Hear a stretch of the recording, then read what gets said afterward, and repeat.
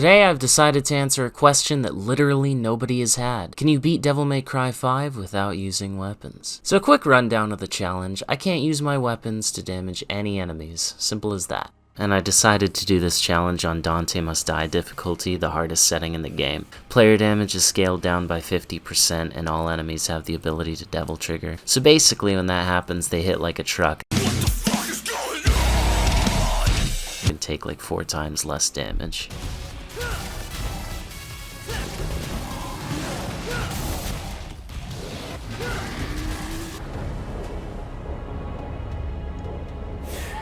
What am I doing wasting my time here? So starting off, we follow our intrepid hero, the deadweight devil hunter Nero, as he demolishes demons in a desperate display to gain approval from his demonic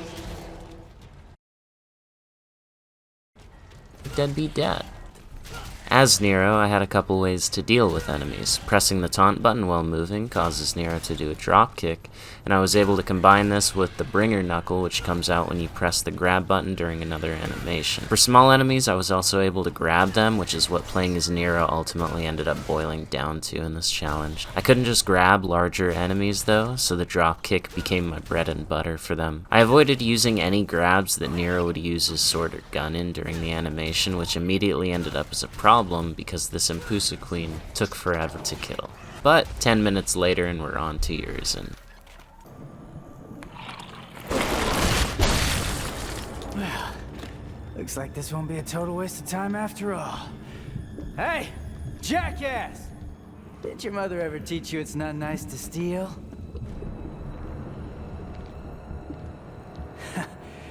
Sorry, Dante. I'm bagging this bitch!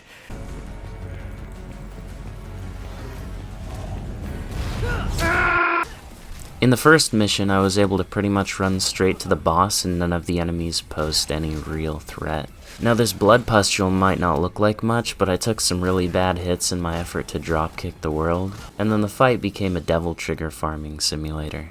They ask you how you are, you just have to say that you're fine when you're not really fine, but you just can't get into it. And after 30 minutes of that, it's on to the next mission.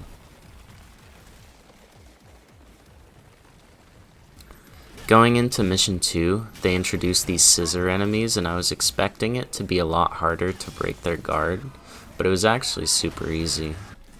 After that, I wandered into a hotel and interrupted the Grim Reaper convention they had going on by repeatedly slamming their faces into the tile.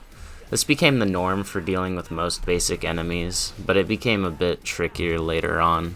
Running along to the end of the mission, I met the second boss here, Goliath. The fight started off on this small rooftop and all Goliath could do is try to punch me. His moves were pretty easy to avoid and after some time he opened up the roof and we fell inside. The big health bar here gives a nice indication of just how much damage I was doing with each hit, and that drops even further when Goliath eventually decides to devil trigger. At this point he started swinging this pillar around, but he threw it away almost immediately and eventually decided to come outside for some fresh air. Once I hit him enough throughout the fight, he would occasionally fall down, and this allowed me to grab him and toss him into other buildings for some decent damage. He likes to charge up and release a blast around him sometimes, and the animation for Nero's devil trigger gives a ton of invincibility frames, so I used that to avoid getting hit whenever he would do this. I tried to do the same thing to these fireballs he shoots out, but it turns out that the animation is able to parry them back at him for a bunch of damage, so that was a really useful discovery. From my experience, most enemies devil trigger at about 25% health, but Goliath devil triggered at half health, so the fight took about 45 minutes, but I was able to eventually take him down. Mission 3 introduces these things called Grim Grips that I had to use to get from building to building. I just used the grab to kill any enemies that I came across as I moved between the rooftops using the Grim Grips, and I remember there being one that you had to shoot before it would let you grab it, but I somehow managed to skip right past it and get straight into the tunnel. Nero decided to practice using the spin to win technique on these lizard enemies, and after purging the tunnel of roots I was able to make my way into the library. I made short work of the scissor enemies in this next room, and then it was just a quick jog to the next boss, Artemis. And this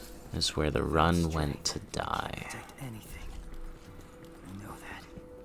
Artemis is a boss that hovers above the ground, and this meant that I couldn't drop kick it. In order to damage it, I had to do Nero's air taunt and rely solely on the damage from the bringer knuckles that I was able to throw out during the animation. This turned out to cause a massive unexpected issue. In general, there are two conditions that dictate when an enemy decides to devil trigger: when they get low enough on health or after a certain amount of time has passed. But fighting this boss, I realized that non-damaging taunts along with performing the enemy step ability where you use the enemy as a stepping stone to jump higher caused enemies to devil trigger much sooner than they normally would. That, combined with these little apparatuses it would send out, made for an extremely unpleasant time. The apparatuses were really annoying and super hard to deal with, and anytime I would knock them down, it seemed like it wasn't long until Artemis just decided to send out more. I tried ignoring them and that didn't work, but tracking them down long enough to get any amount of damage on them just made the fight longer, and it shortened my life because I'd usually end up getting hit. After numerous hours of attempts, the lowest I was ever able to get the boss's health was about 70%. I made the decision to drop the difficulty to Son of Sparta, which is one step below Dante Must Die, just for this boss. Afterward, I continued the rest of the run on Dante Must Die. After dropping the difficulty, I beat Artemis first try. It took about 10 minutes, and that really goes to show just how different this challenge would be between the two difficulties. Also, as a quick note about the fight, Artemis has a DPS check where it flies up into the air and you have to knock it down or it does a massive explosion for a lot of damage. I didn't think I was going to actually be able to knock Artemis out of this move, but it seems that it's based much more on the number of hits you do instead of the damage dealt. That was the last surprise the fight had in store, and the boss went down without much more issue. This is V.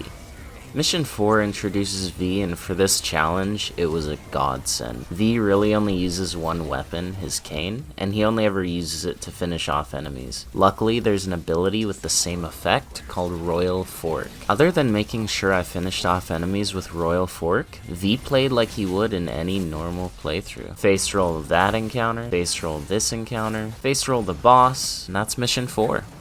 Mission 5 turned out to be more of the same, using Royal Fork to kill enemies and making my way to the boss. None of these missions ever ended up being too difficult or challenging, and anytime I had the option to pick him or another character, I chose him because he's definitely the easiest character for this challenge. The curtain falls. The next mission is just a boss fight with Nero, and the boss doesn't really do much. Damaging the legs of the boss is supposed to open up a Grim Grip that would take me straight to the top, where I could start chipping away at the health of this thing, but I took so long to open it up that the boss tried to body slam me and I climbed on that way instead. Once on top, it's pretty easy to stay in the air and avoid the attacks that it uses. At specific points in the fight, V helped drop the boss to the ground, and then this happened.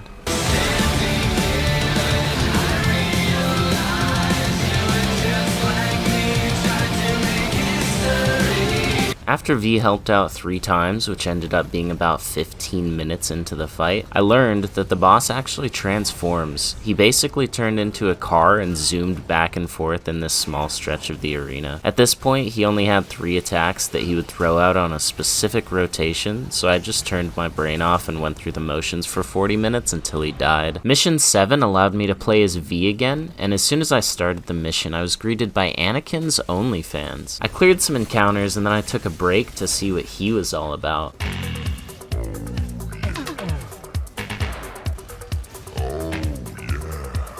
And then we met up and he helped me clear out this room. What came next was terrifying.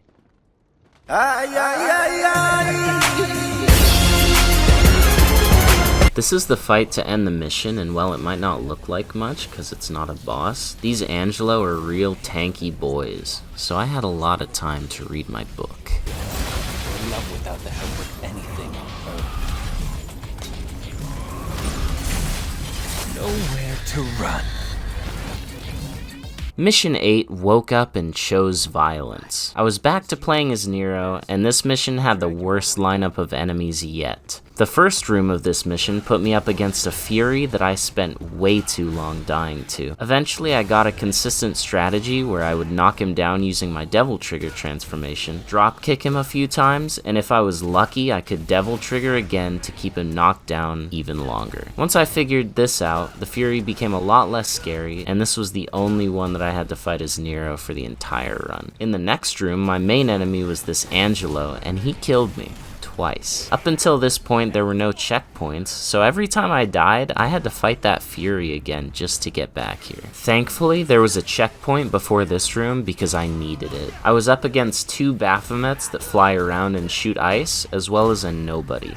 The Baphomets were easy to deal with, but the Nobody was a nightmare. It can decide to change its mask from its default normal aggression mode into a hyper-aggressive state where it'll try to grab constantly, or it can change into a passive state where it throws eyeballs that wander the arena and explode. This Nobody was extremely tanky, didn't like to stagger, and usually killed me in 2 hits.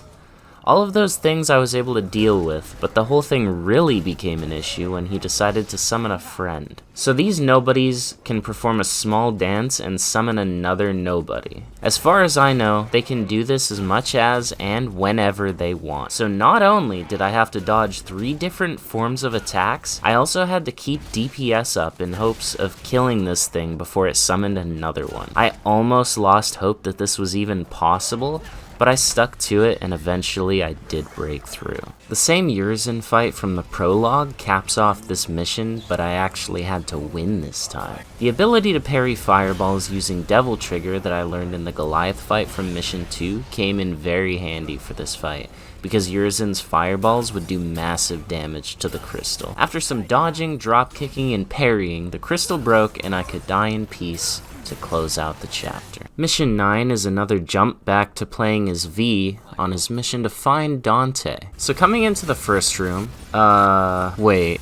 Oh, that's it. That's the end.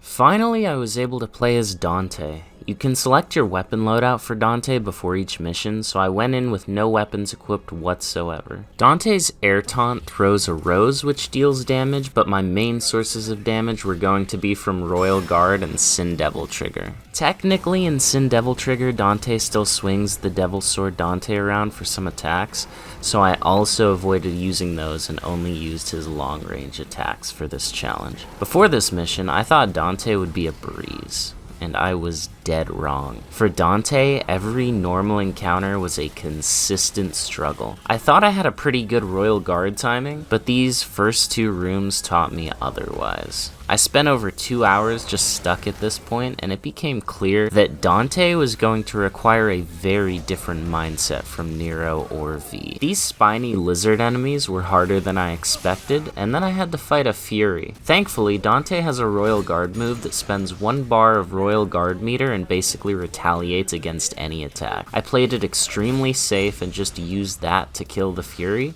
and he went down without much issue. Something I ended up doing a lot in Sin Devil Trigger was this move right here. It takes about 6 seconds to use, and I was able to get 2 of them off per SDT transformation. Against bosses, it deals a set 1000 damage, but it will insta-kill any normal enemies, so it became a very powerful tool for dealing with annoying enemies. I died in this hallway on my first attempt, which sent me all the way back to the checkpoint before the Fury. Long sections of enemies with very few checkpoints quickly became the staple for Dante's missions. The fire from this Hellbat was kind of awkward to Royal Guard, but I killed it the same way I did the Fury. The final room before the boss had a bunch of Angelos and a Baphomet. It got pretty dicey until I cleared out the rabble and it was just me and the big guy left. Luckily, I had God tier Royal Guard. I'll just remember to cut that out. Luckily, I had amazing Royal Guard timings. I used this fight to build up all of my meters, refill my health, and get prepared for the boss. I played it safe, and he went down just like all the rest. While individual rooms were an issue for Dante, boss fights were the easy part for him. Sin Devil Trigger and Dante's overall better ability to deal damage in this challenge compared to Nero meant that bosses were consistent and took way less time. All I had to do in this fight was break the crystal, and that's mission 10. If you've gone achievement achievement hunting, you'll be familiar with the achievement for this mission called Who Needs Weapons Anyway? Like the name implies, it tasks you with completing mission 11 with no weapons equipped. That achievement is partially what inspired me to do an entire run this way.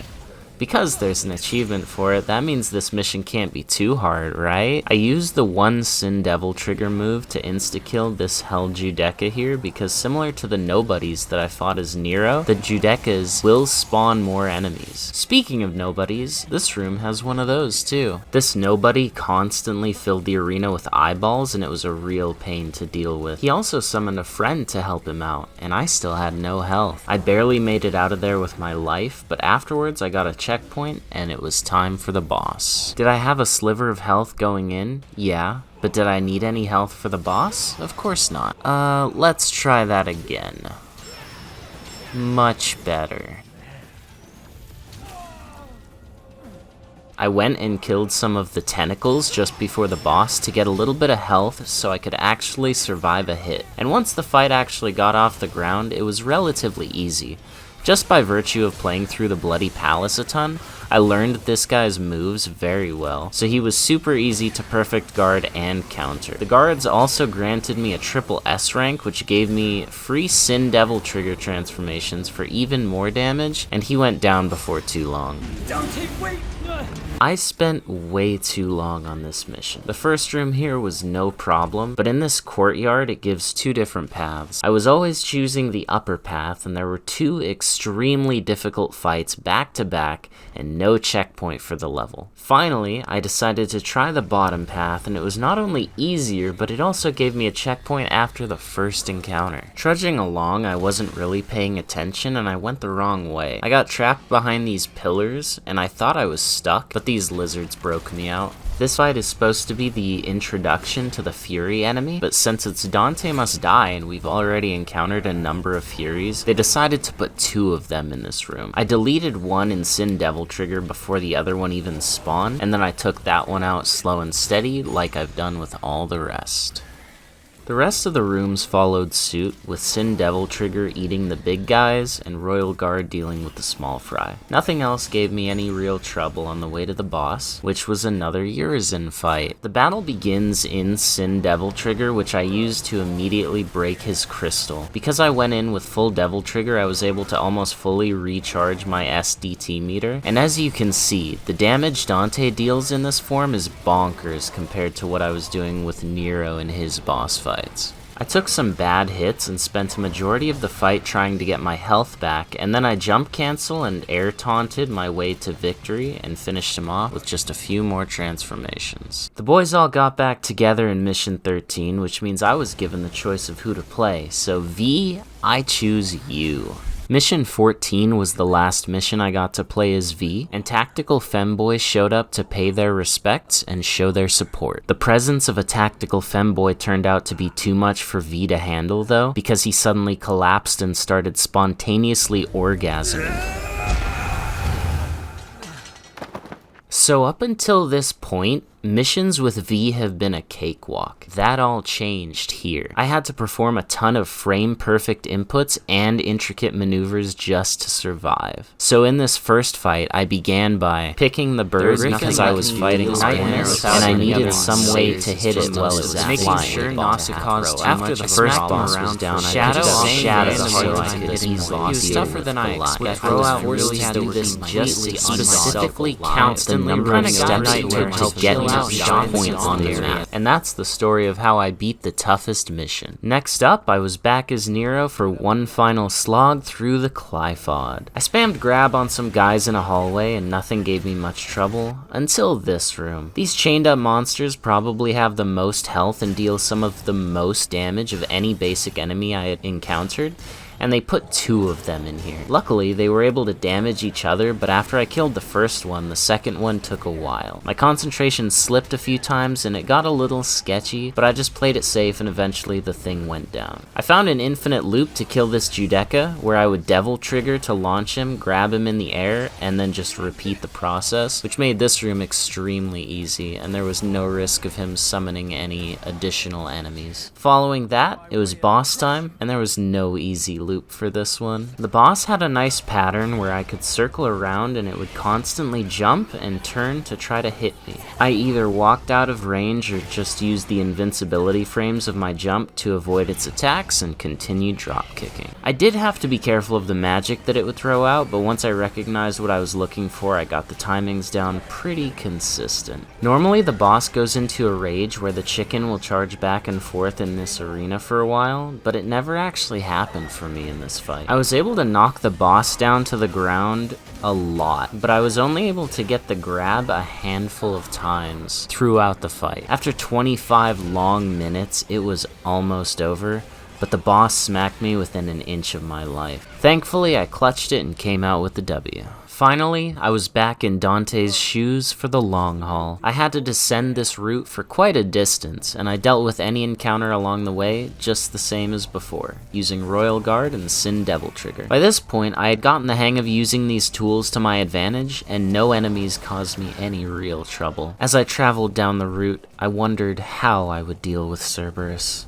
And in my time of need, a hentai protagonist came. He taught me a lot about living, and a little about loving.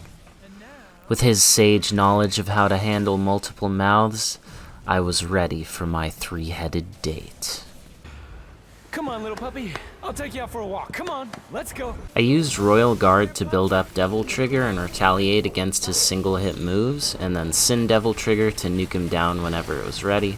And the puppy went down without much of a problem. This boss is the entirety of Mission 17, and it's another Urizen fight. This one is very different from the previous ones though, and I really had to get creative with it. In this fight, I didn't feel like it was a matter of if I got hit, but more about when I was going to get hit. For that reason, I had to play hyper aggressive and do my best to kill him before he killed me. He has 3 phases, and he always does this knockback effect during each phase transition. He also does one at the very start of the fight. With precise timing, I was able to perfect Royal Guard his knockback, and when that happens, it will give you additional perfect guards pretty much as fast as you can press the button. I used this trick to instantly fill my Devil Trigger meter and subsequently fill my SDT meter. This was enough to get me to phase 2 almost immediately, where I could just repeat the process. In his second phase, Urizen plays like a coward and just throws magic around. I found this phase the hardest to dodge, so I really wanted to get him out of it. In phase 3, he has a somewhat set pattern that he follows, but he's still extremely difficult to manage. He gains additional combo finishers to all of his melee moves, a charging fist move where his entire body is the hitbox, and a move where he summons spikes and does 3 teleporting attacks directly at Dante. Naturally,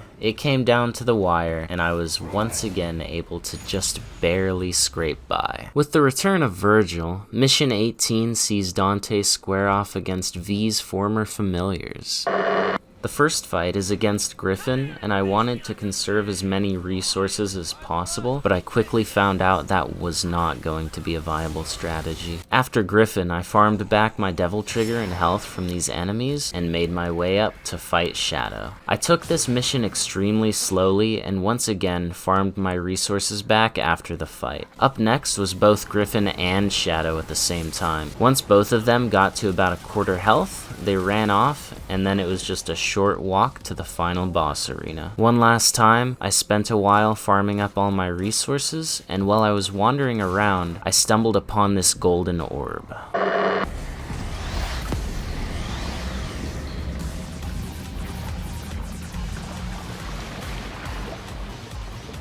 Nightmare is, well, a nightmare. Shadow and Griffin are difficult enough to deal with on their own, but now they get healed and they don't go away until the boss is defeated. Nightmare can also heal himself. Once he gets to half health, he will drain a purple fissure in the arena and restore all of his lost HP. Not only that, but there are also times in the fight where Nightmare simply doesn't participate, so I can't even damage him. I dodge every attack I'm able to. I muster every ounce of Devil Trigger that I can, but it's not enough. This is what all of the hard work has amounted to. This is where the run ends. 2 missions away from victory, this arena is where I mark my grave.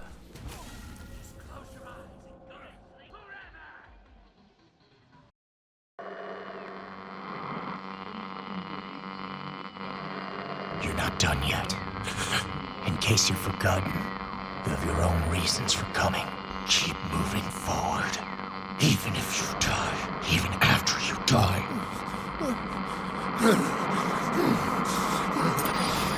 After all, this whole ugly story started with you.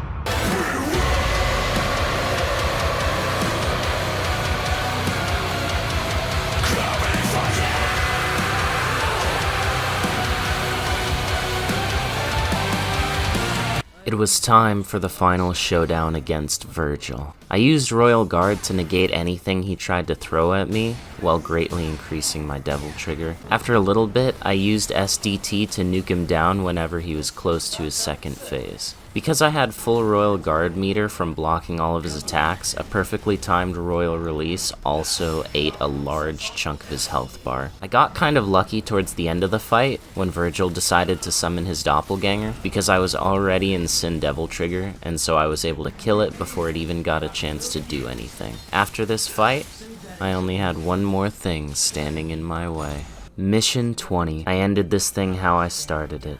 Dropkicking the world with Nero. 2 dropkicks on Virgil was enough to knock him back, and after 3 knockbacks he became susceptible to a grab. Whenever I did grab him, I made sure it was an air grab because grabbing him on the ground caused Nero to stab Virgil with his own sword, which didn't fly for this challenge. In this fight, Virgil remains devil triggered for pretty much the entire thing, but he doesn't regenerate health. When he decided to summon his doppelganger, all I had to do was pull it to me and grab it once to kill it. I was also able to grab Virgil out of his dive bomb attack for some nice damage. I tried to use Table Hopper, Nero's perfectly timed dodge, as much as possible to build up my Devil Trigger throughout the fight. I rinsed and repeated this for a while, until one final grab, and one last drop kick took it home. So, can you beat Devil May Cry 5 without using any weapons? Technically yes, but the nightmare fight will take a lot of luck and an extreme amount of patience to complete on Dante Must Die. Other than that, most encounters were surprisingly manageable, save for any boss's Nero. Overall, I had a surprising amount of fun with this challenge and the problem solving that came with it. So I thank you all for watching, and have a wonderful day.